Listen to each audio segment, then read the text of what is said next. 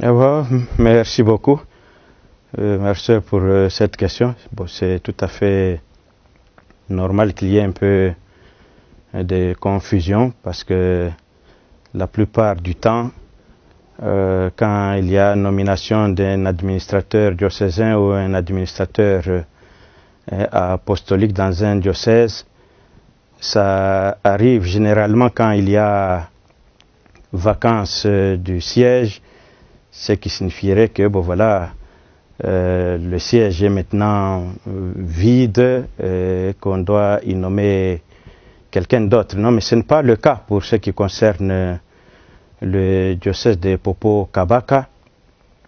Quant à la nomination de M. l'abbé Cyril comme administrateur apostolique du diocèse de Popo-Kabaka, ce n'est pas que Monseigneur Fansaka n'est plus évêque de ce diocèse. Non, c'est bien une question de considérer les termes qui ont été utilisés dans la lettre qui a annoncé cette nomination.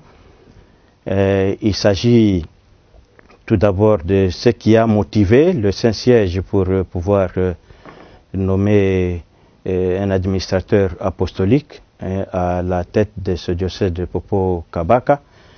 On dit bien, après avoir examiné l'état de santé donc de l'évêque de Popo-Kabaka, telle est la motivation qui a fait que le pape nomme justement l'administrateur apostolique, et un administrateur, qu'il soit apostolique, c'est-à-dire nommé directement par le pape, ou qu'il soit diocésain, c'est-à-dire nommé par la consulte diocésaine, c'est-à-dire que c'est quelqu'un qui est tout simplement mis à la tête du diocèse pour un gouvernement temporaire.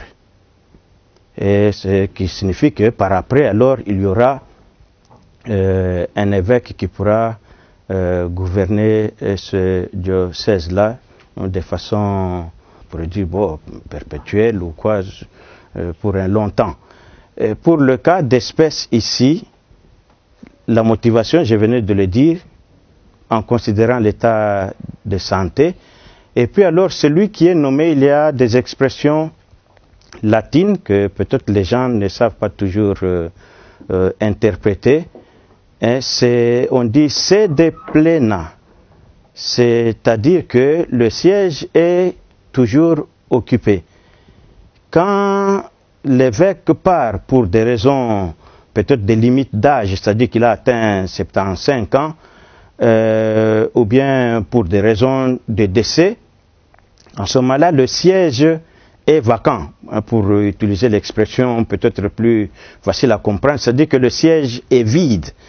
En ce moment-là, c'est-à-dire que bon, il faut y pourvoir par la nomination d'un autre évêque. Mais ici, on parle de sede plena, c'est-à-dire que bon, voilà, le siège est occupé par celui qui était là. C'est tout simplement pour un temps, donc un moment, et comme on le dit, c'est pour des raisons de santé. Et là, ad nutum sancte sedis, c'est-à-dire que, bon, voilà, suivant les dispositions du Saint-Siège, c'est le Saint-Siège qui donne le mandat à un évêque. Bon, c'est le Saint-Siège aussi qui évaluera pendant combien de temps l'administrateur temporaire ou celui qui va gouverner le diocèse pendant un temps. Donc le Saint-Siège va évaluer à quel moment il pourra dire, tiens, bon voilà, l'évêque qui était là peut maintenant reprendre ses fonctions. C'est-à-dire il n'est pas relevé, on pourrait même utiliser le terme de tout simplement une suspension d'exercice de son pouvoir.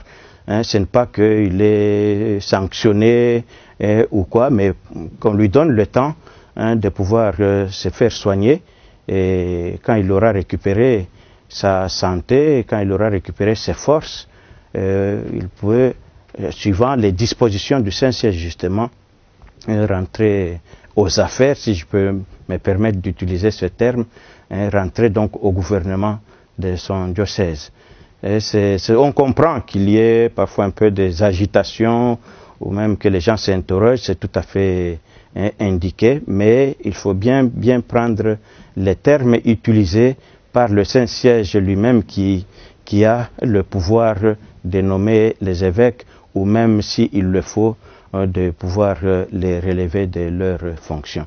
En bref, Monseigneur Fansaka n'est pas relevé de sa fonction, mais compte tenu de l'état dans lequel il se trouve, son état de santé, on nomme un gouverneur temporaire du diocèse de Popo Kabaka. Celui qui a été nommé, il est administrateur apostolique, il n'est pas un évêque nommé, c'est bien différent. Donc s'il était nommé évêque, on le signifierait, mais administrateur, ça a son sens, c'est-à-dire que bon voilà, il est là tout simplement pour un temps. Et donc si jamais il n'est pas nommé un évêque, que ce ne soit pas non plus surprenant, parce qu'il est là tout simplement de façon temporaire.